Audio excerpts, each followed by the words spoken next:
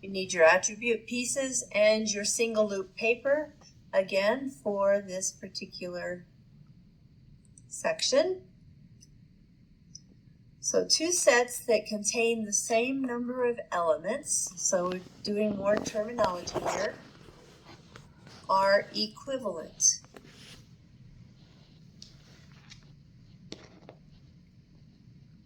Equivalent and equal are not the same thing, as you'll see in a minute here. Equivalent means they just have the same number of elements. So set R, if you remember, set R, the cardinality of set R was 8.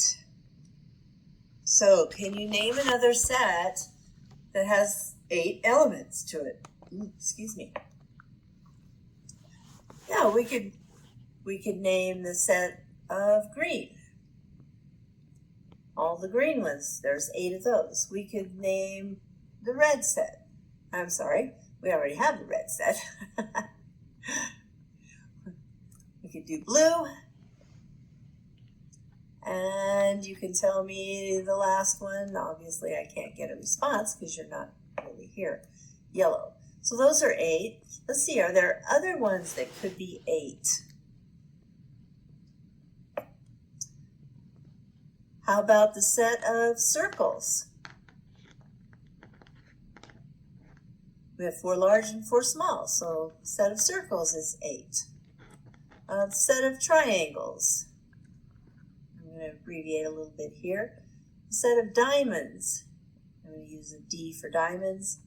And the last one, squares. So all of those just have 8 elements. So that's equivalence.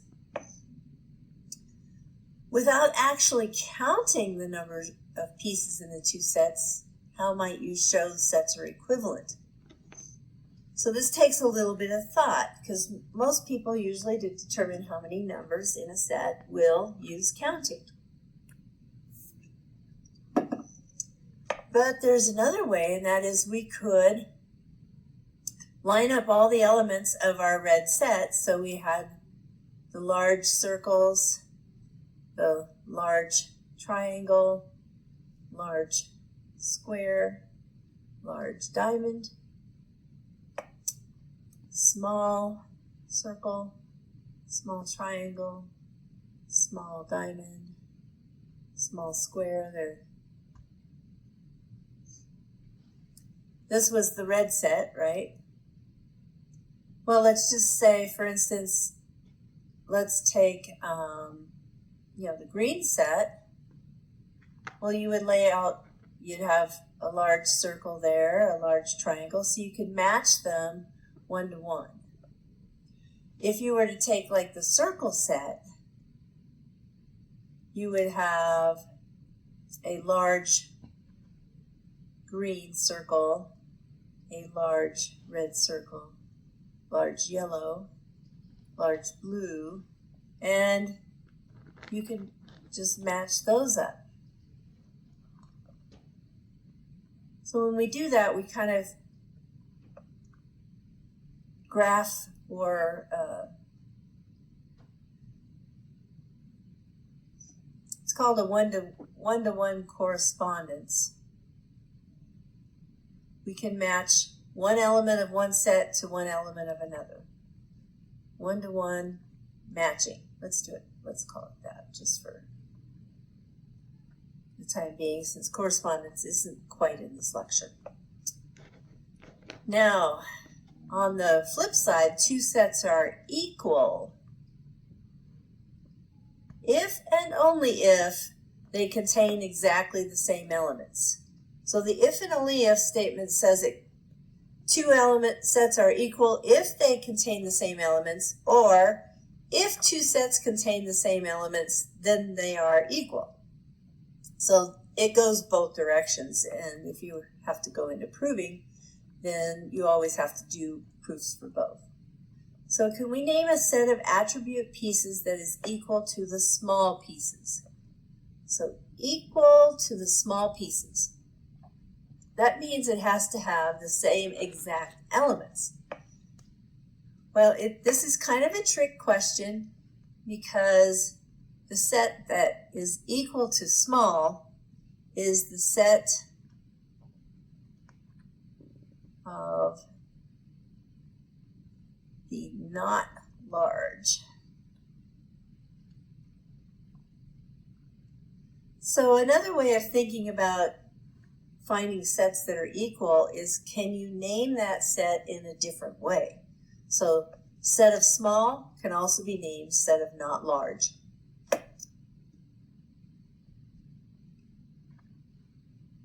So more terminology. Again, it's your turn. You try it. When you're finished with your try it questions, then go to the next video.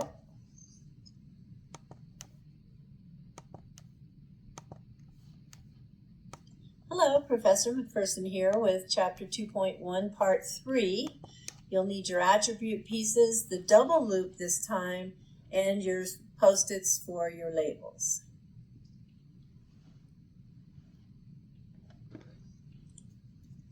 So we're going to set this up, our double loop, with our attribute pieces off to the side, and then make a label that says large and stick it next to the left loop, and a label that says yellow and put it on to the right loop. If you need a little time to finish setting that up, pause the video and restart when you're ready. Now I'm going to move the appropriate pieces into the area. So the red circle here is large, and I'm going to move all the large ones over. See how fast I can get this done. You can do yours while I'm working here, or you can pause the video, get it done, and then restart. Okay, I got them all fit in there. Now the blue side says yellow.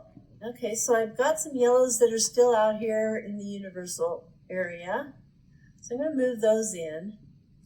But you'll also notice that I have some yellows that were moved into the large. But if I take that out and move it over here with the yellows, then I've got a problem because it is a large one. So that's where this middle comes in. Because it's a large one, so it's inside the red circle. It's also yellow, so it's inside the blue circle. So I'm going to move all my large ones into this area that overlaps.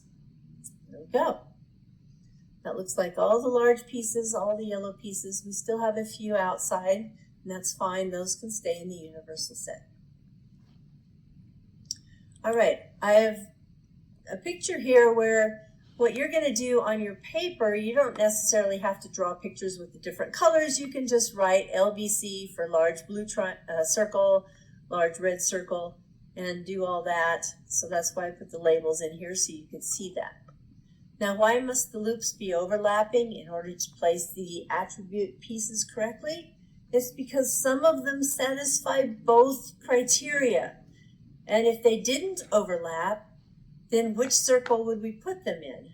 Because they could go in either circle, but they need to be in both circles, so that's why they're overlapping.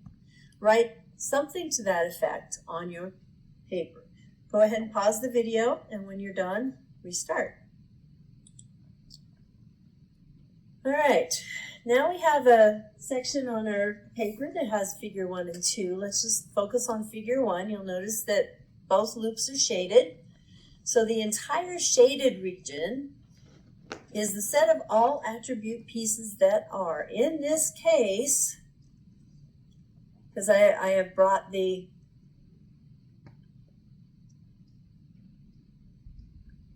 labeled template over here. In this case, they are large, or they are yellow, or they happen to be both. So in this case, that set is called the union of the set of yellow pieces and the set of large pieces. So how do we notate this? So large union is an upside U, basically. with yellow. How many pieces are in this set? In this set is everything that's in all of those loops. So if we count all those up, we end up with 20 pieces that are in the union of large or yellow. Notice the or word also.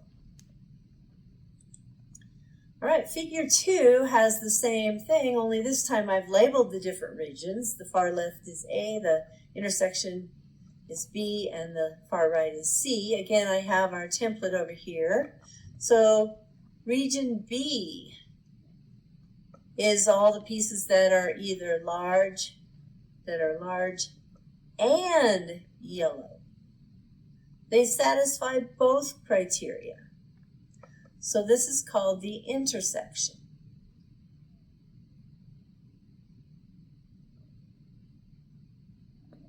And this notation then is the upside down U, or the arch if you want to call it that. How many pieces are in that region? There's only 4.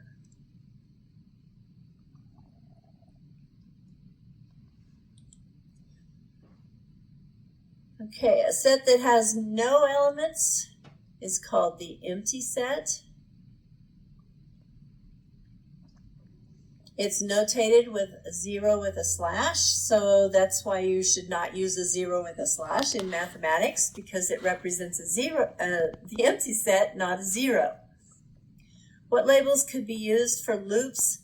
So we want labels for our 2 different loops that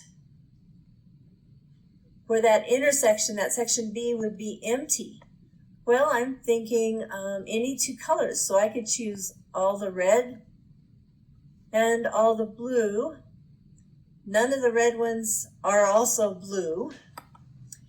I could choose 2 different shapes, the triangles and the circles. A triangle is not a circle, and likewise, so that region B would be empty because there's no intersection. You can come up with several more to fill in there as well for me to check. But you'll do some of that with you try it as well. Set A is a subset of B if and only if every element is in A is also in B. So all of the elements in A have to be in B, not the vice versa. So how many pieces are large but not yellow? So if we look at our template over here, large but not yellow, how many pieces do we have there? Looks like we have 12. What region? I'm assuming you kind of figured out the region. So determining A, B, and C, well, we had 12 pieces. That's over here in this area in here, right? So that's region A. What region has figures that are yellow but not large? The yellow but not large would be out here. So that's region C.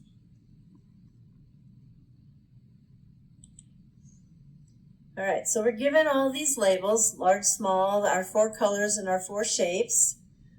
We want to choose some labels that make one set a subset of another. All right, so small triangles.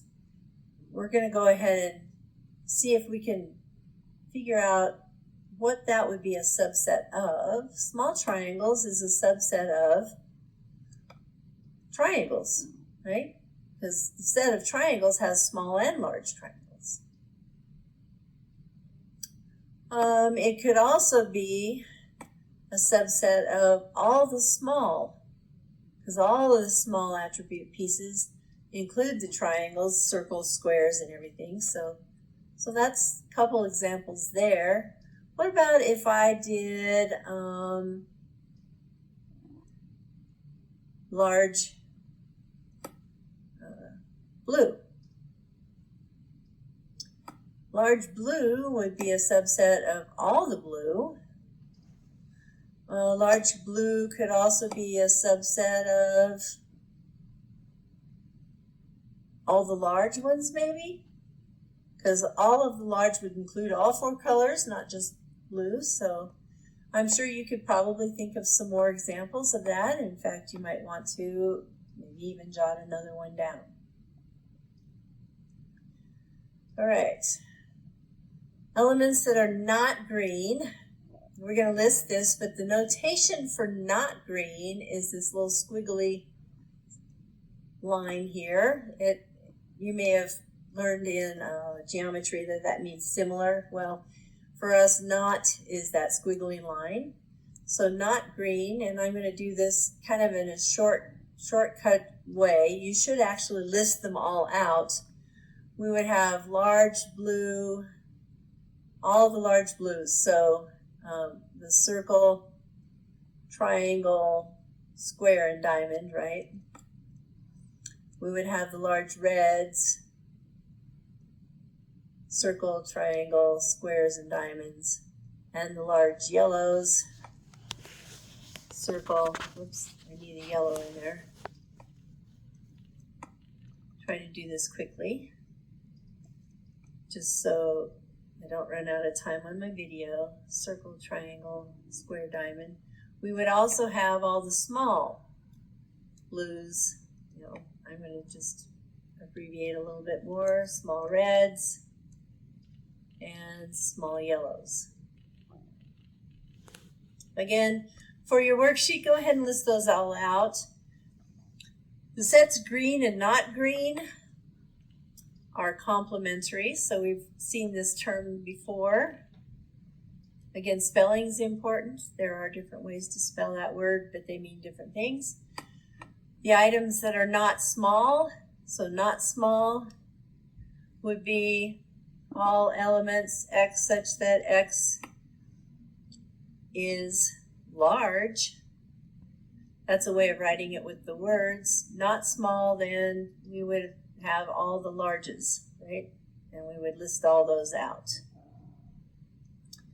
What is another name for not small? Well, I just kind of gave you the hints there. Large, set of large.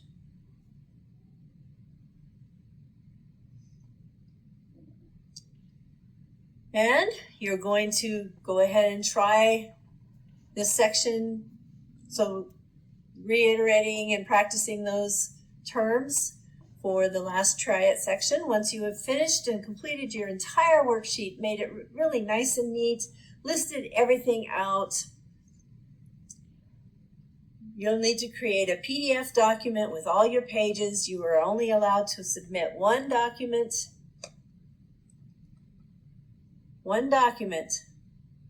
with all the pages. It has to be PDF.